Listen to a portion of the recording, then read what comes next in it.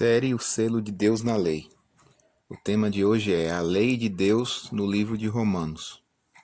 Romanos 4,15 diz: Porque a lei suscita a ira, mas onde não há lei, também não há transgressão.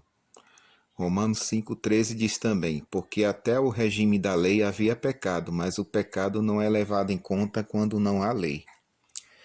Aqueles que pregam que a lei de Deus foi abolida forçosamente também terão de crer que não existe pecado. E se assim é, todos são justos e todos se salvarão, creiam ou não em Cristo, tenham ou não nascido de novo. Sim, porque Deus não pode condenar nem destruir aqueles que não pecaram. Aceitando-se que a lei moral foi abolida por Cristo, não há mais necessidade de fé e muito menos angustiar-se por causa da perdição eterna em chamas crepitantes. Romanos 7, verso 6. Agora, porém, libertados da lei, estamos mortos para aquilo a que estávamos sujeitos, de modo que servimos em novidade de espírito e não na caducidade da letra. Livres da lei. Por quê? Simples. Antes, porém, se você achar que esse livre é para fazer o que bem entende, isente Paulo primeiro. A transgressão da lei é pecado. 1 João 3, verso 4. Disso Paulo não deixa dúvidas. Diz ele o seguinte: mas o pecado não é levado em conta quando não há lei. Romanos 5, verso 13. Guardando os mandamentos da lei de Deus, não estaremos sob sua condenação, mas estaremos livres de sua penalidade, não livres da lei. Veja bem o porquê. A lei é espiritual, Paulo afirmou em Romanos 7, verso 14. O homem carnal não é sujeito à lei de Deus. O homem carnal transgride a lei inopinadamente, porque é carnal.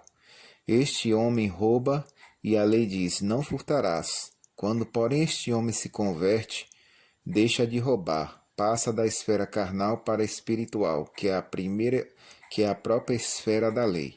Então, ela deixa de acusá-lo de roubo. Todavia, se um dia esse homem voltar a roubar, novamente a lei tornará a acusá-lo, dizendo: não furtarás. Então, entende como a lei não perde o valor quando o homem se converte? Ela simplesmente não terá domínio sobre ele, não o acusará por todo o tempo enquanto com ela viver em obediência. Esta pessoa estará livre da lei. Romanos 7, verso 7. Que diremos, pois, é a lei pecado? De modo nenhum, mas eu não conheci o pecado senão pela lei, porque eu não conhecia a cobiça se a lei não dissesse: não cobiçarás. Paulo chama uma lei de maldita em Gálatas 3, verso 10. Logicamente, esta que menciona agora em Romanos 7, verso 7, realçando surpreso, de modo nenhum, não pode ser a mesma. Vamos então descobrir qual é essa lei? Na sua Bíblia, depois de dois pontinhos que antecedem as palavras não cobiçarás, Romanos 7, 7, há o número 8, bem miudinho. Vá ao rodapé da Bíblia e ela o conduzirá até Êxodo 20, verso 17, que é a lei moral, que é os 10 mandamentos.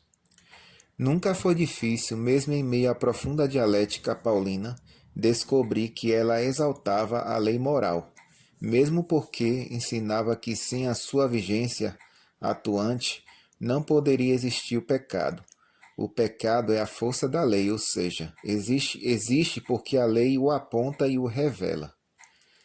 Hoje, porém, há pessoas que chegam ao grande erro de dizer que a lei moral foi pregada na cruz, que estamos sob a maldição e que adoramos um Deus morto.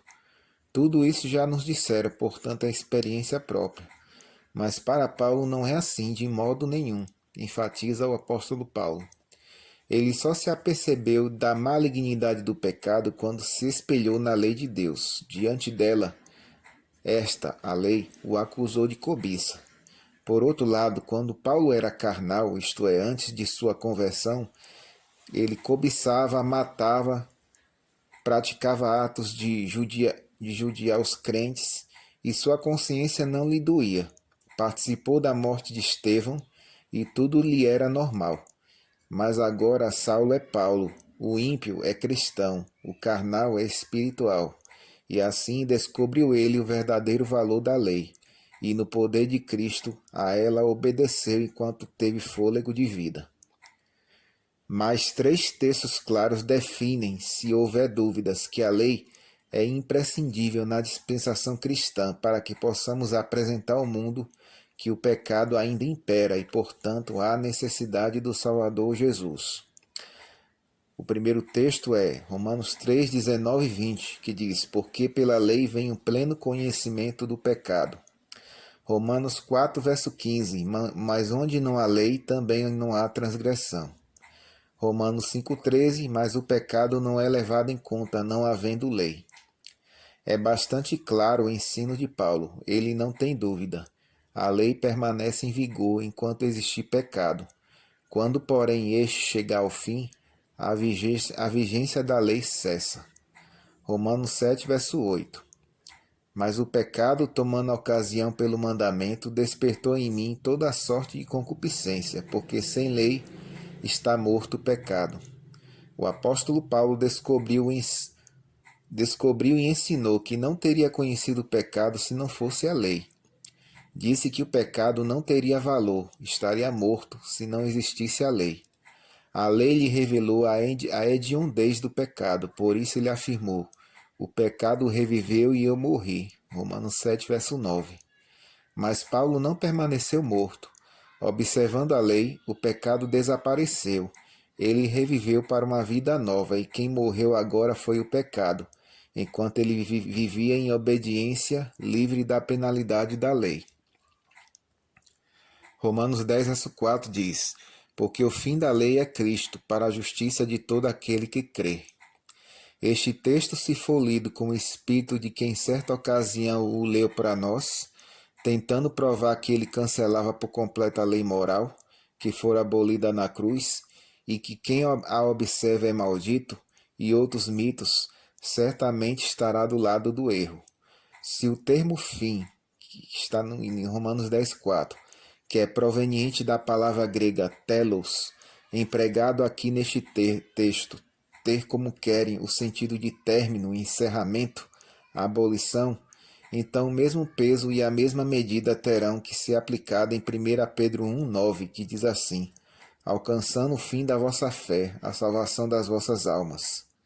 Ora, o sentido é o mesmo, mas você jamais irá crer e aceitar o término, a abolição e o encerramento da fé do crente. Será que assim pode ele esperar a salvação de sua alma? A palavra fim aqui empregada em Romanos 10,4 tem o sentido de finalidade, objetivo e propósito. Os chefes e executivos podem auxiliar o seu entendimento porque estão acostumados a redigir cartas neste texto, neste teor. Observe o seguinte: este tem o fim de informar a Vossa Senhoria que o carregamento de matéria-prima ficou retido no cais. Esse fim tem um sentido que de finalidade, objetivo. Aliás, com este termo fim, não como término de alguma coisa, mas como objetivo, concordam os grandes teólogos cristãos sinceros em sua religião, que não têm ideias pré-concebidas. Imagine você, se aceitarmos que este fim aí cancelou a lei de Deus. Todo o ensinamento que Paulo deixou sobre essa lei que está em vigor e que foram provadas com inúmeras escrituras aqui estudadas, será abolida.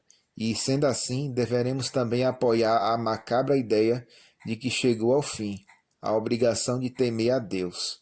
Ouça o que diz o pregador: de tudo que se tem ouvido, o fim é: teme a Deus e guarda os seus mandamentos. Eclesiastes 12, verso 13. Só porque este fim está aí, iremos deixar de temer a Deus? Romanos 14, verso 5 diz: um faz diferença entre dia e dia, mas outro julga iguais todos os dias. A Epístola aos Romanos, além de ser um hino de exaltação à lei moral, é também por excelência um doutrinal de justificação pela fé. E aqui, da mesma forma que se nota nas outras cartas paulinas, os judaizantes não lhe davam tréguas. No capítulo 14 desta epístola, vemos suas garras sendo entendidas solenemente, a fim de injetar a heresia da justificação pelas obras da lei cerimonial. Entretanto, abriremos os olhos para alcançar de forma clara o que Paulo diz neste capítulo para desanuviar a confusão gerada nos leitores atuais desta epístola, que pensam ter sido cancelado o sábado. A pessoa sincera que ainda não entendeu a santidade do quarto mandamento da lei de Deus, pensa que neste texto Paulo o menospreza. Não, não é assim.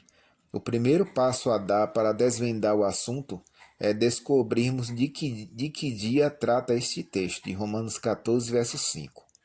Convém lembrar que este problema também ocorreu com os Gálatas, e Paulo assim os repreendeu. Guardais dias, meses e tempos e anos, Gálatas 4:10. E também se deu com os crentes em Colossos ao dizer em Colossenses 2:16: Portanto, ninguém vos julgue por causa de dias de festa ou de lua nova ou dos sábados.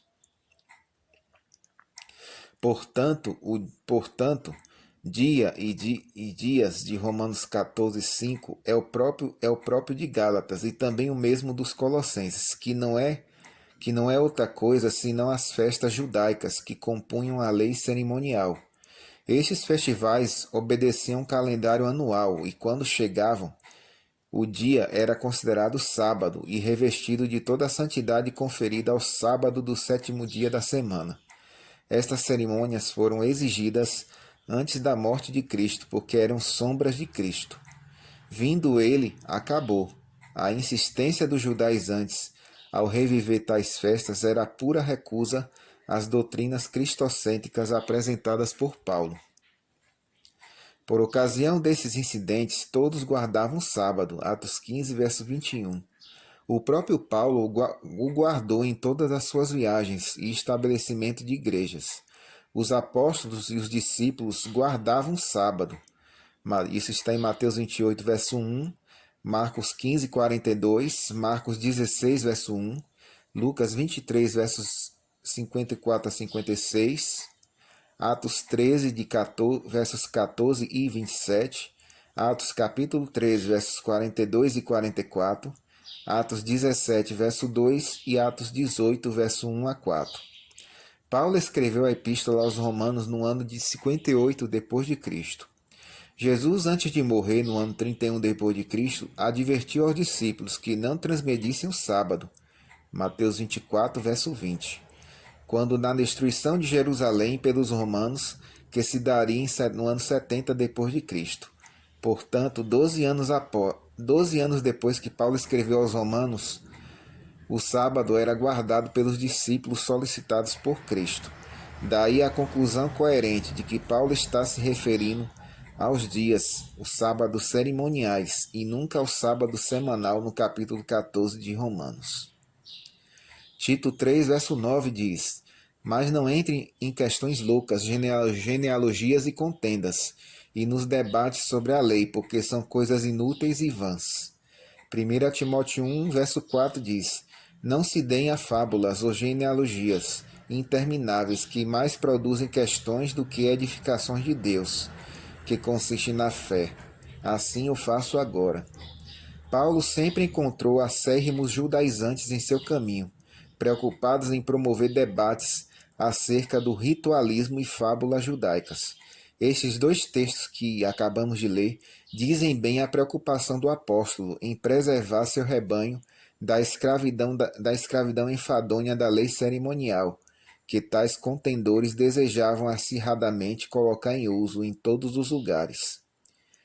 Quanto à lei aí focada, você não deve confundir com a lei de Deus, cujos mandamentos são cunho moral. Efetivamente, não matar, não roubar, não adulterar, não ter outros deuses, não são futilidades, muito menos coisas vãs. Deus esteja contigo nesse dia.